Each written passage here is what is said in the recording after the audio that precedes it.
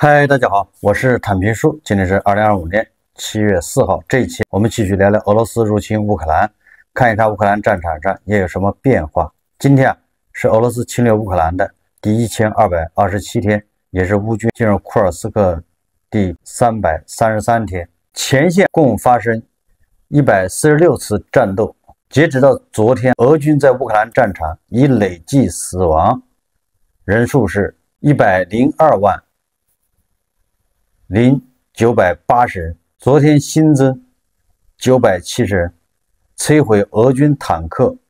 3辆、装甲车6辆、火炮36门、多管火箭炮、防空系统、无人机、巡航导弹、军用运输车辆和油罐车等。最近，俄军的高级将领纷纷在战场上，在前线化作耗材，一地攻城万骨枯。自从前2天，乌克兰用风暴翼成功消灭了俄罗斯第8联合集团军司令，叫鲁斯兰·格里亚奇金。这个是俄罗斯媒体援引当地消息人士的话报道说，昨晚俄罗斯第8联合集团军司令鲁斯兰·格里亚奇金在位于顿涅茨克中央指挥部，在乌克兰风暴翼巡航导弹和 FPV 无人机袭击中被成功去军事化。第8联合集团军的司令这个变成了耗材，化为乌有。这还没完，紧接着俄新社报道，俄罗斯国防部证实，海军副司令米哈伊尔·古德科夫少将在库尔斯克战死殉国。库尔斯克州州长施泰因表示，俄罗斯海军副司令米哈伊尔·古德科夫为保卫库尔斯克州献出生命，当地将永远铭记这位阵亡的将领。这个俄海军副司令古德科夫少将，他之前是太平洋舰队155海军陆战旅指挥官，这支部队是俄军精锐部队之一，参与过车臣战争、叙利亚干预行动，并在2022年俄乌冲突中作为首批进攻基辅的部队之一。由于这个155旅在俄罗斯侵略乌克兰这个过程中罪行累累作恶多端。2023年5月17号，俄罗斯太平洋舰队第155独立近卫海军步兵旅因在俄乌冲突中的突出表现，被授予朱可夫勋章，这是俄联邦时代极少授予集体军事荣誉之一。今年，也就是2025年3月27日，普京在视察阿尔汉格斯克号潜艇时宣布，太平洋舰队第155海军陆战旅指挥官古德科夫少将升任俄罗斯海军副司令。这一决定得到了国防部长别罗乌索夫和总参谋长格拉西莫夫大将的一致认可。结果，这位俄罗斯海军的副司令就命丧库尔斯克。说明什么？说明俄罗斯说已经将乌军赶出库尔斯克，这个彻头彻尾就是个谎言。这个乌军不仅没有离开库尔斯克，而且在库尔斯克可以说打的是有声有色，不仅用无人机炸伤了一位国籍不明的记者，这个算开胃菜，后面居然消灭了俄罗斯海军的副司令，可见这乌克兰人是越打越勇。他是怎么死的呢？根据这个俄罗斯滨海边疆区州州长叫科热米亚科在电报频道上说法，他说这个俄罗斯海军副司令古德科夫在库尔斯克附近遭导弹袭击阵亡，实际上就是火箭弹，那应该是海马斯的杰作啊。这个科热米亚科指出，俄罗斯军官叫西哈里耶夫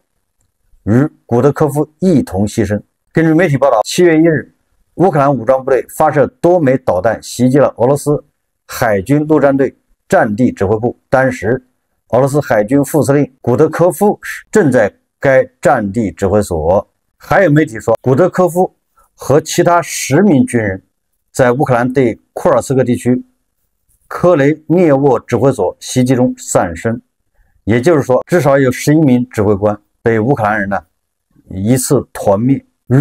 俄罗斯海军副司令先后这个耗材的，居然还有俄罗斯海军黑海舰队司令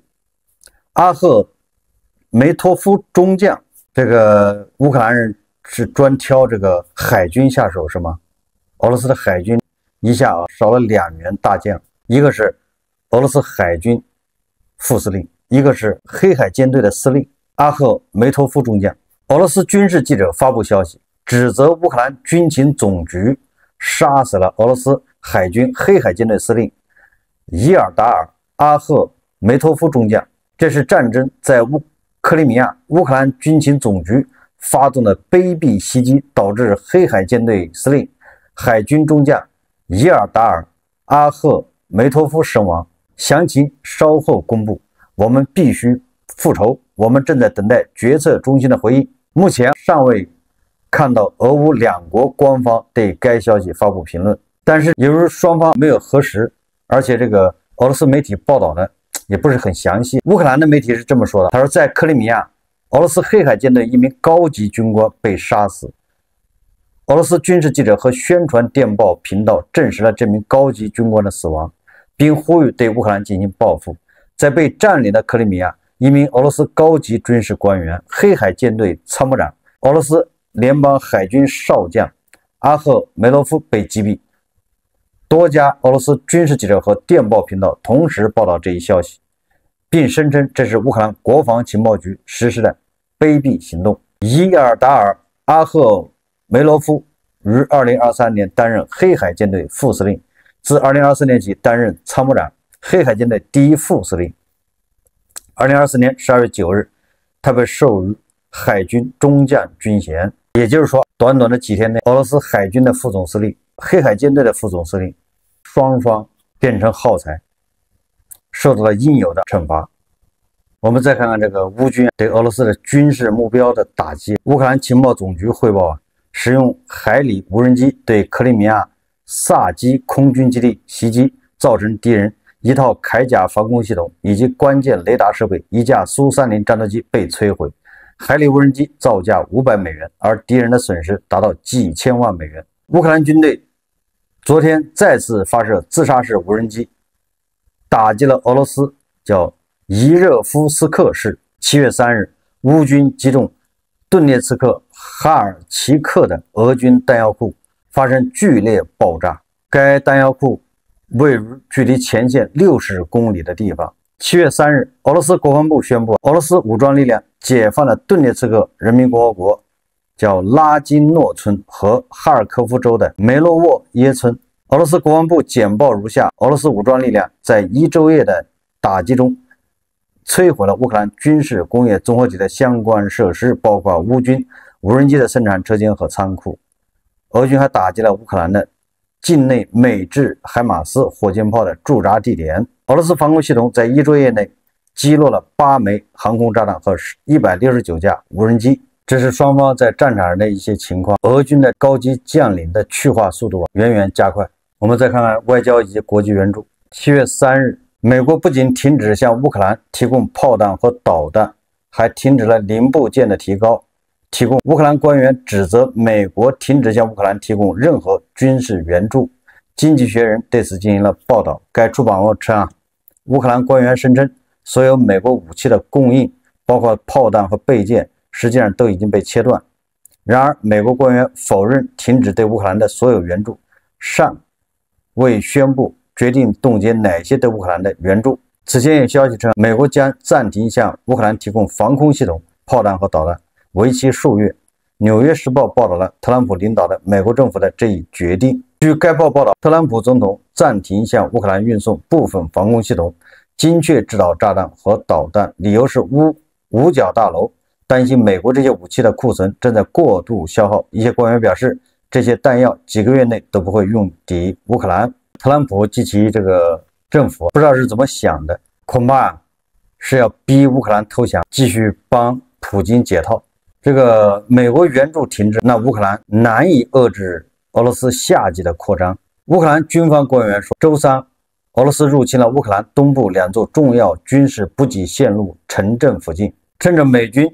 援助停滞，莫斯科寻求在夏季攻势中取得突破。上一次特朗普停止对乌克兰的援助，导致乌军撤出了库尔斯克。这一次再次切断对乌克兰的援助，不知道乌军又要丢掉什么地方。根据美国媒体报道，欧洲各国政府正在考虑从其国防预算中购买美国武器，以便将其转移到乌克兰。从而使国防开支增加到 GDP 的许多倍，从而满足特朗普的要求提高军费。据乌克兰国家通讯社报道，乌克兰国防部长乌门罗夫在脸书上宣布，乌克兰和拉姆施泰因成员国正在与国际伙伴启动联合武器生产计划。据他说，乌克兰在现代战争中拥有宝贵经验，拥有自己的有效武器和军事装备，并有能力在战场上直接测试这一切。部长指出，不久，乌克兰武器和军事装备制造商将获得特殊的法律和税收制度，使他们能够迅速扩大生产规模，实现现代化，并建造新的设施。部长强调，这些设施生产的所有武器都将提供给乌克兰国防军，直至战争结束。乌门罗夫指出，这是一种新型的军工合作，乌克兰是平等伙伴和全球防务市场的参与者。英国的《金融时报》报道说，欧洲东端的国家正积极准备应对俄罗斯可能因为北约最近在芬兰完成空军演习以测试其防御能力的行动而做出的任何决定，并认为俄罗斯对他们构成了严重威胁。报道称，尽管俄罗斯目前正专注于乌克兰战争，但芬俄边境的许多人预计，俄罗斯总统普京终有一日会将其注意力转向北约的东翼。北约秘书长马克·吕特在上个月警告称，俄罗斯可能会在5年内准备对北约使用武力。吕特在一次讲话中表示，我们不要再自欺欺人了，我们现在都处在北约东翼。乌克兰总统泽连斯基上周于荷兰海牙举行的北约峰会上发表讲话称，俄罗斯正计划在北约领土上开展新的军事行动。法国总统马克龙告知乌克兰任总统泽连斯基关于他与俄罗斯总统普京通话细节。马克龙表示，普京在解决乌克兰危机问题上的立场没有改变。彭博社援引消息人士的话对此进行报道。7月1日，克里姆林宫表示，普京与马克龙举行了内容丰富的电话会谈。普京向马克龙重申，乌克兰问题的解决必须消除根本原因，并基于新的领土现实，也就是要承认乌东4个州和克里米亚是俄罗斯的领土。根据乌克兰情报部门的评估，朝鲜将在未来几个月内向俄罗斯增派3万名士兵。这批士兵不仅在俄罗斯库尔斯克协助俄军防御，还很有可能在俄罗斯占领的乌克兰部分地区参与战斗。尽管朝鲜军队已有超过4000人在库尔斯克伤亡，但朝鲜仍然有兴趣向俄罗斯继续派兵，这得益于平壤从莫斯科获得了他最需要的东西：粮食、石油以及导弹和军舰等军工技术，当然还有迈巴赫。这个乌克兰国防情报总局局长布达诺夫他说，首批俄罗斯铠甲 S1 系统已经出现在首都平壤。此外，俄罗斯还向朝鲜转让生产无人机的技术和设备。他表示，这个沙赫德就像一个游牧民族，他从伊朗来到俄罗斯，现在又以非沙赫德的名义从俄罗斯来到朝鲜。不幸的是，他们工作都很快，相信我，他们正从俄罗斯向朝鲜转移技术。他们转移的不是沙赫德，而是技术、设备等等。他们正在那里建立生产基地。但是在以色列和美国对伊朗的混合双打中，俄罗斯的这个什么铠甲 S300、S400 都经受了检验，不过是聋子的耳朵，是个摆设。这些所谓的技术、所谓的防空系统转移到朝鲜，依然改变不了摆设，对吧？聋子的耳朵的命运。如果朝鲜山寨 S400、S300 或者铠甲，那只会越来越差。现在已经有2个国家向俄罗斯发出挑衅，哪2个国家呢？一个是阿塞拜疆，一个是亚美尼亚。这2个国家背后的靠山恐怕都是土耳其总统埃尔多安。先说阿塞拜疆，阿塞拜疆现在跟俄罗斯的紧张关系是越来越火热，越紧张。首先，这个俄罗斯外交部发言人扎赫罗娃对卫星通讯社表示，已就领事人员探视在巴库被拘留的13名俄罗斯公民的问题达成一致。扎赫罗娃说，已就领事人员探视达成一致，但未就所述内容补充任何细节。根据半岛电视台消息，阿塞拜疆国民议会议员穆萨别科夫表示，基于俄罗斯当局的不友好行动，巴库和莫斯科此前一些已达成初步协议的重大经济合作项目目前已全部停止了谈判。什么合作现在都一风吹。穆萨别科夫特别指出，对俄罗斯的外贸出口仅占阿塞拜疆全部出口额不足 4%， 贸易额仅为10亿美元左右，而俄方2024年销往阿塞拜疆的产品只有大约36亿美元。巴库对莫斯科显然没有所谓的经济依赖。一位阿塞拜疆的军事专家指出，说阿塞拜疆已经考虑过与俄罗斯发生军事冲突的可能性，他们确实可能对我们造成一定的麻烦，比如发动巡航导弹和无人机袭击。但话说回来，这些打击手段目前对他们在乌克兰的前线也极为重要，因此我认为发生军事升级的风险并不大。目前这场俄阿矛盾仍然停留在政治层面，尚未演变为军事冲突。不过很快了，这么下去迟早是会军事冲突。我们再看看这个亚美尼亚，亚美尼亚将国有化俄罗斯人的资产。亚美尼亚当局明确表示要摆脱对俄罗斯的能源依赖。亚美尼亚议会正式通过一项法律，允许对亚美尼亚电力网络公司进行国有化。亚美尼亚电力网络公司是该国最大的能源公司，由俄罗斯、亚美尼亚双重国籍寡头萨姆维尔·卡拉佩蒂安所有。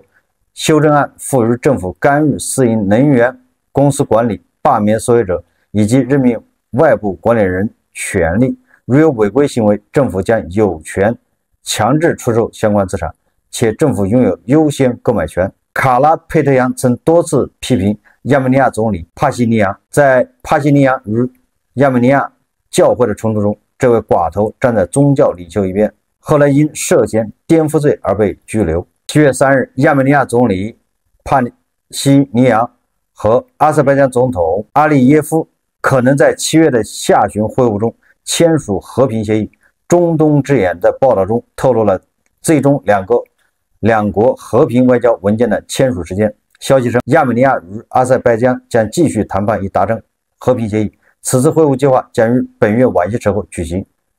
据悉，该和平协议的签署很可能在迪拜举行。此前，亚美尼亚总理帕西尼扬曾于5月在阿尔巴尼亚举行的欧洲政治共同体峰会上与阿塞拜疆总统阿利耶夫会面。帕西尼扬邀请阿利耶夫一起喝咖啡。亚美尼亚卫星通讯社电报频道发布了2位政要会晤的视频。你看，阿塞拜疆和亚美尼亚这一对老冤家，第一个是2个人已经谈好了要和平了，第二个2个都不约而同的对俄罗斯开始紧张起来。难道这么巧合吗？实际上背后都是土耳其埃尔多安就在挖这个俄罗斯的墙角，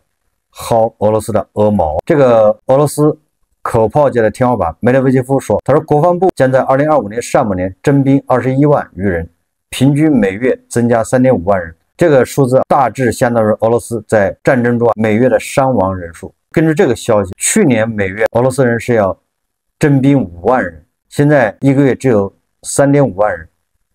说明征兵也越来越难，征兵是大幅下降。俄罗斯石油和天然气收入急剧下降。7月3日，俄罗斯财政部公布的数据称，截至6月底，俄罗斯预算中的石油和天然气收入为4948亿卢布，为2024年1月以来最低值，与上月相比减少了近180亿卢布。同时，俄罗斯的石油、天然气以及其他的油品销售收入均有所下降，实际石油和天然气收入与预期总偏差为 70.5 亿卢布。俄罗斯油气收入下降的主要原因仍然是大宗商品价格水平。以色列和伊朗冲突期间，油价的短暂上涨并未改变整体趋势。据俄罗斯经济发展部统计，6月份予以征税的乌拉尔石油价格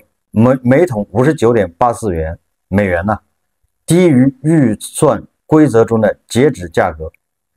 也就是比那个60美元略低。俄罗斯财政部部长西卢安诺夫确认，在编制2026年预算时将考虑调整预算规则中截止价格。他表示，否则俄罗斯将面临国家福利基金枯竭的局面。白俄罗斯总统卢卡申科透露，他认为可以立即结束乌克兰战争的一步，停止基辅在俄罗斯境内远程打击。在与特朗普特使凯洛格将军进行了一次罕见且意义重大的会晤后，卢卡申科证实，他已将莫斯科的立场直接转达给美国，停止导弹袭击，和平谈判即可开启。卢卡申科表示，他正在传达俄罗斯总统普京的观点，并强调，在乌克兰和北约提供导弹不断袭击俄罗斯城市的情况下，局势不可能降级。凯洛格与卢卡申科的会晤预示了一条意想不到的外交秘密渠道。如果卢卡申科说的属实，那么说明乌克兰对俄罗斯这个腹地纵深打击起到了效果，无论它是导弹还是远程无人机，还是它的蛛网行动，给俄罗斯造成了重大损失，也俗话说就是把俄罗斯打疼了。泽连斯基在3月份就响应